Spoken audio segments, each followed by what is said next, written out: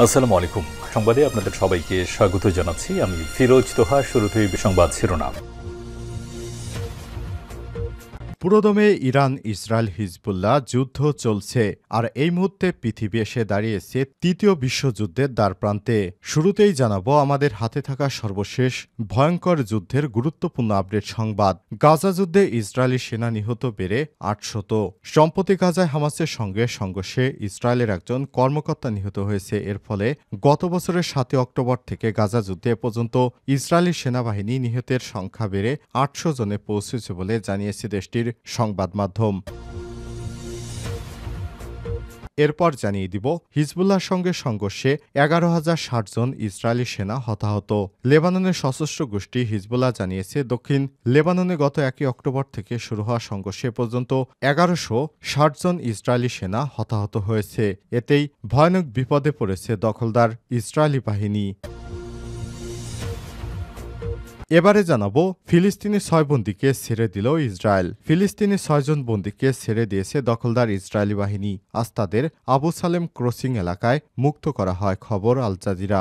অবমুক্ত বন্দীরা রাফা, Gaza city, Jabalia শরণার্থী শিবির ও বাইত হানুনের অধিবাসী। অবমুক্ত বন্দীরা জানিয়েছেন যে বন্দিশালায় তাদেরকে বিশ্রী ধরনের গালিগালাজ এবং অশ্লীল কথাবার্তা বলা হতো। বিভিন্ন ধরনের শারীরিক ও মানসিক টর্চার করা হতো। এদিকে ইরানের পারমাণবিক গবেষণা কেন্দ্রে ইসরায়েলি হামলার দাবি অস্বীকার রাফায়েল গ্রোসির। ইরানের পারমাণবিক গবেষণা কেন্দ্রে ইসরায়েলি হামলার দাবির বিরোধিতা করেছেন জাতিসংঘের পারমাণবিক নজরদারি সংস্থা আইএইএ মহাপরিচালক রাফায়েল গ্রোসি। তিনি বলেছেন, ইসরায়েলি প্রধানমন্ত্রী বেঞ্জামিন নেতানিয়াহু দাবি করেছেন যে তার বাহিনী ২৬শে অক্টোবর ইরানের একটি পারমাণবিক স্থাপনায় হামলা করেছে। তিনি এটি মিথ্যা কথা বলেছেন। ইরানের দীর্ঘকাল ধরে কোনো পারমাণবিক কার্যকলাপের সঙ্গে যুক্ত ছিল না। তাদের এ বিষয়কে কার্যক্রম ছিল অতির সুদূর অতীত প্রসারী। এ ব্যাপারে সম্পূর্ণ মিথ্যাচার করেছেন নেতানিয়াহু। এবং সর্বশেষ জানাবো তোশাখানার নতুন মামলায় জামিন পেলেন ইমরান খান। তোশাখানার নতুন মামলায় জামিন দেওয়া হয়েছে পাকিস্তান তেহরিক ইনসাফ পিটের প্রতিষ্ঠাতা চেয়ারম্যান ইমরান খানকে। আজ ইসলামাবাদ কোর্ট আইএইচসি তার জামিন আবেদন মঞ্জুর করেন। জামিন আবেদন গ্রহণ করেছেন বিচারপতি মিয়াঙ্গুল হাসান আওরঙ্গজেব। প্রিয় দর্শক, এতক্ষণ শুনছিলেন সংবাদ শিরোনাম, এবারে বিস্তারিত। তবে তার আগে বন্ধুরা অনুরোধ থাকবে সংবাদটিতে একটি লাইক দিন। এই চ্যানেলে আপনি নতুন হয়ে থাকলে আমাদের সংবাদটি দেখতে দেখতে চ্যানেলটি সাবস্ক্রাইব করে রাখুন, যাতে করে বন্ধুরা আমাদের পরবর্তী লেটেস্ট আপডেট সংবাদগুলো সবার আগে আপনার কাছে পৌঁছে যায়। আর বন্ধুরা, গাজা যুদ্ধে আপনি যদি নিরীহ ফিলিস্তিনি এবং নিরীহ লেবাননিজদের ভালোবেসে থাকেন তাহলে কমেন্টে ইয়েস লিখে বিশ্ববাসীকে জানিয়ে দিন আপনি বিশ্বের কোন দেশ থেকে আমাদের এই সংবাদটি দেখছেন এবং শুনছেন। এবারে বিস্তারিত। গাজা যুদ্ধে ইসরায়েলি সেনা নিহত বেড়ে ৮০০। সম্প্রতি গাজায় হামাসের সঙ্গে সংঘর্ষে ইসরায়েলিদের একজন কর্মকর্তা নিহত হয়েছেন। এর ফলে গত বছরের ৭ অক্টোবর থেকে গাজা যুদ্ধে এ পর্যন্ত ইসরায়েলি সেনাবাহিনী নিহতের সংখ্যা বেড়ে ৮০০ জনে পৌঁছেছে বলে জানিয়েছে দেশটির সংবাদ মাধ্যম। আল জাজিরার এক প্রতিবেদনে জানানো হয়েছে, গাজার উত্তরে জাবালিয়া নিহত ওই ইসরায়েলি সেনা কর্মকর্তা কফির ব্রিগেডের সদস্য ছিলেন বলে নিশ্চিত করেছে Israeli defence force IDF. Israeli সেনাবাহিনী আরও জানিয়েছে, হামাসের সঙ্গে সংঘর্ষে আরেক ইসরায়েলি কর্মকর্তা আহত হয়েছেন। তিনি রেজিমেন্ট ৯০-এর কমান্ডার ও একজন কর্নেল ছিলেন। ইসরায়েলি সেনাবাহিনী পরিচালিত রেডিওর এক প্রতিবেদনে উল্লেখ করা হয়েছে নিয়ে ২০২৩ সালের ৭ অক্টোবর থেকে শুরু হওয়া গাজা যুদ্ধে ইসরায়েলি সামরিক বাহিনীর ৮০০ সেনা এবং কর্মকর্তা নিহত হয়েছে, যাদের অধিকাংশই গাজা উপত্যকায় নিহত হয়েছে। অন্যদিকে একই সময় ইসরায়েলি বাহিনীর অভিযান এবং আগ্রাসনে প্রায় ৪৪,০০০ ফিলিস্তিনি নিহত হয়েছে, যাদের মধ্যে বেশিরভাগই নারী এবং শিশু। এছাড়াও আহত হয়েছে ১,০৪,০৯২ জন। এই গণহত্যা গাজার জনসংখ্যার উপর এক গভীর মানবিক সংকট তৈরি করেছে।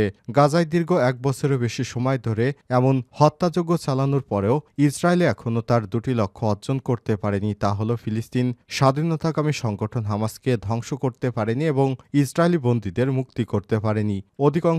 অধিকতর সংস্থাগুলোর মতে ইসরায়েলি বাহিনী গাজায় ধারাবাহিকভাবে বিমান হামলা এবং গোলাবর্ষণ চালিয়ে যাচ্ছে, যার প্রধান শিকার হচ্ছে বেসামরিক জনগণ ও বিশেষত নারী ও শিশু। হিজবুল্লাহর সঙ্গে সংঘর্ষে 11,060 জন ইসরায়েলি সেনা হতাহত।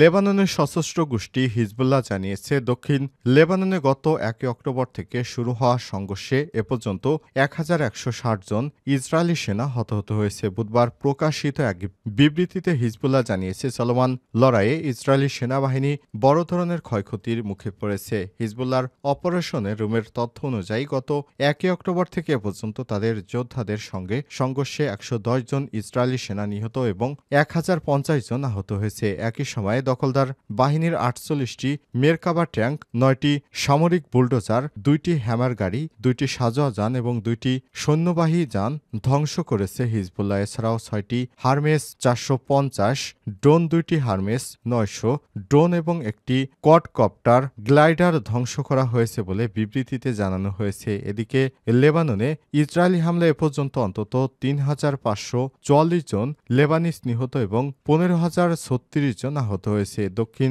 লেবানন অঞ্চলে ইসরায়েলি বাহিনী এবং হিজবুল্লাহর মধ্যে চলমান সংঘর্ষে ব্যাপক প্রাণহানি এবং ক্ষয়ক্ষতি হয়েছে। বেসামরিক জনগণ এবং এই হামলার প্রধান শিকার হয়েছে। সেখানে বসতবাড়ি, হাসপাতাল এবং মৌলিক পরিষেবাগুলো ক্ষতিগ্রস্ত হচ্ছে।